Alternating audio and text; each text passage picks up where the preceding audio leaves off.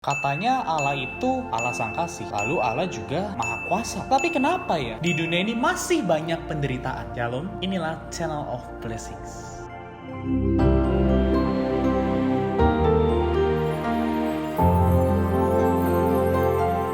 Tidak terasa kita telah berada di penghujung tahun 2020. Kita semua percaya bahwa tahun 2020 bukanlah tahun yang mudah. Segala sesuatu tidak menentu. Penderitaan pun semakin banyak. Maka pertanyaan ini timbul di dalam batin kita. Kalau Allah itu penuh kasih, mengapa masih banyak penderitaan? Pertama, kita perlu menunjukkan bahwa Alkitab benar-benar mewahyukan bahwa Allah adalah Sang Kasih, juga adalah Sang Maha Kuasa. Dalam penciptaan yang bermula, semuanya baik. Sebelum manusia diciptakan, Allah mempersiapkan terlebih dahulu segala sesuatu bagi manusia. Daratan, lautan, tanaman, tumbuhan, hewan, semua Allah ciptakan terlebih dahulu, baru Allah menciptakan manusia. Di Taman Eden pun ketika manusia pertama kali diciptakan, Allah menyediakan setiap keperluan mereka. Manusia tetap dalam penjagaan dan pemeliharaan Allah. Allah adalah suplai manusia, sukacita manusia, dan juga perlindungan bagi manusia. Hari ini segala musibah, penderitaan terjadi, itu bukan kehendak sebermula Allah. Sejak awal, Allah tidak pernah bermaksud membuat manusia menderita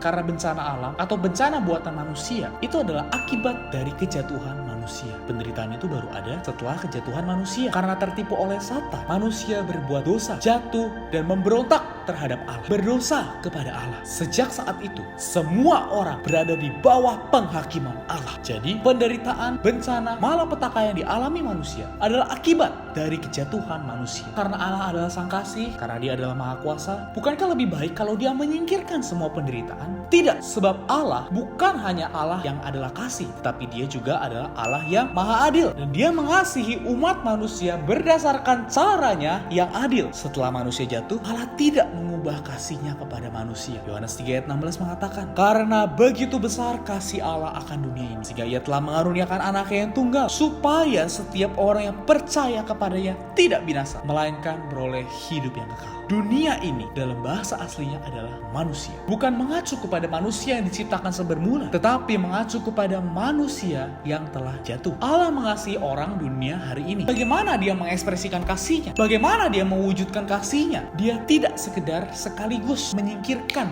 penderitaan itu. Jika demikian, berarti Allah tidak adil. Karena menurut hukum Allah yang adil, upah dosa adalah maut. Maka Allah sendiri menjadi manusia, yaitu Tuhan Yesus. Sekitar 2000 tahun yang lalu, Dia mencucurkan darah dan mati di atas kayu salib bagi penebusan untuk seluruh umat manusia, agar kita dapat terlepas dari kutuk dosa yang seharusnya kita terima. Inilah cara Allah menyatakan kasih-Nya. Melalui mencucurkan darah-Nya dan mati, Dia menebus manusia, melepaskan manusia dari kutukan. Selain itu, Dia bangkit, Dia menjadi roh pemberi hayat untuk menyalurkan hayat kekalnya kepada setiap orang yang percaya kepadanya. Dan Dia berjanji akan datang kembali untuk menggenapkan kehendak hati-Nya yang sebermula, yaitu menyingkirkan segala penderitaan dan kutukan di bumi ini dan mendirikan kerajaan 1000 tahun, di mana Kristus akan memerintah dan kebenaran melimpah. Dalam kerajaan 1000 tahun, segala penderitaan akan disingkirkan. Dalam Yesaya pasal 65 ayat 25 dikatakan, serigala dan anak domba akan bersama-sama makan rumput, singa akan makan jerami seperti lembu, dan ular akan hidup dari debu. Tidak ada yang berbuat jahat atau yang berlaku busuk di segenap gunungku yang kudus. Setelah kerajaan 1000 tahun, ada langit baru dan bumi yang baru. Langit baru dan bumi yang baru, laknat, kutuk tidak ada lagi. Dan di sanalah manusia akan hidup bersama-sama dengan Allah sampai kekal. Hari ini, alam semesta fisik yang diciptakan penuh dengan malapetaka dan penderitaan. Tetapi ini sementara. Ini hanyalah satu prosedur. Allah akan menggenapkan karunia keselamatan, merampungkan penyelamatannya. Allah akan menebus, menyelamatkan setiap orang yang percaya kepadanya, dan melahirkan mereka kembali jadi anak-anak Allah. Dan anak-anak Allah ini akan bertumbuh dalam hayat hingga menjadi matang. Dan ketika jumlahnya sudah tergenapi, maka Kristus akan datang kembali untuk menebus alam semesta. Hari ini, alam semesta masih berada di bawah satu proses, yaitu masih di bawah kutuk. Roma pasal 8 ayat 19-23 mengatakan, sebab dengan sangat rindu seluruh makhluk menantikan saat anak-anak Allah akan dinyatakan. Karena seluruh makhluk telah ditaklukkan kepada kesia-siaan, bukan oleh kehendaknya sendiri, tetapi oleh kehendak Dia yang telah menaklukkannya. Tapi dalam pengharapan karena makhluk itu sendiri juga akan dimerdekakan dari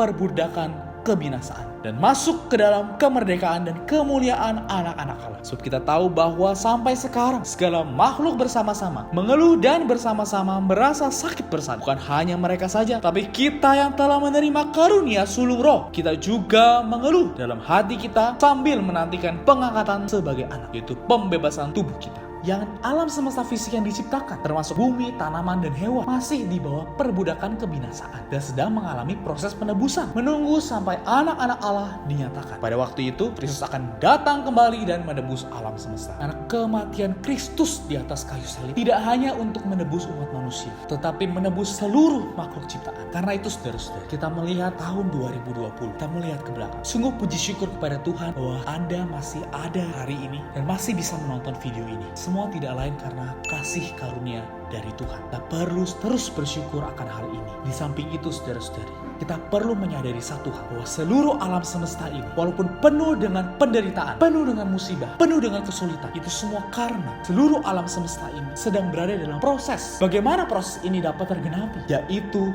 kuncinya ada pada kita sebagai anak-anak Allah. Apabila kita semakin bertumbuh di dalam hayat, kita matang di dalam hayat, ya Kristus dapat datang kembali untuk menebus alam semesta. Jadi, mau melihat bumi yang bebas dari penderitaan, mau melihat dunia yang bebas dari musibah dan bencana, kuncinya, saudara-saudari, perhatikanlah pertumbuhan hayat kita. Perhatikanlah persekutuan kita dengan Tuhan. Perhatikanlah pertumbuhan rohani kita. Karena itu sangat penting bagi kita untuk membiarkan hayat Allah di dalam kita ini untuk bisa bertumbuh hari demi hari melalui makan minum Dia, melalui firman Tuhan, menikmati Dia, dan juga bersekutu dengan saudara-saudari dalam gereja. Itulah cara kita bisa bertumbuh di dalam hayat, hingga Kristus dapat datang kembali dan kita akan melihat seluruh alam semesta bebas dari kebinasaan. Amin. Marilah kita berdoa. Tuhan Yesus, terima kasih Tuhan. Terima kasih atas karya penebusan yang tidak hanya menebus aku sebagai manusia, tapi juga menebus seluruh alam semesta. Tuhan, terima kasih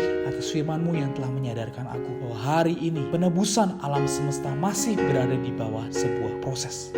Karena itu Tuhan, bahwa aku bisa bekerja sama di dalam proses ini melalui memperhatikan pertumbuhan hayatku. Dapatkan aku Tuhan, bahwa hayat-Mu di dalamku bisa semakin bertumbuh hari demi hari, sehingga aku dapat matang dan Engkau dapat datang kembali untuk menebus seluruh alam semesta. Terima kasih Tuhan Yesus. Dalam nama Tuhan Yesus aku berdoa dan mengucap syukur. Amin. Saudara-saudari, terima kasih telah menonton video ini sampai habis. Jangan lupa like, comment, dan subscribe ke channel of Blessing, serta share video ini ke teman-teman, keluarga, dan kerabat Anda semua, sehingga semua orang yang Anda kenal dapat mengetahui bagaimana cara untuk terlepas dari penderitaan ini. Marilah kita menyongsong tahun baru 2021 dengan bersama dengan Tuhan dan semakin fokus kepada pertumbuhan hayat di dalam kita. Amin. Tuhan Yesus memberkati.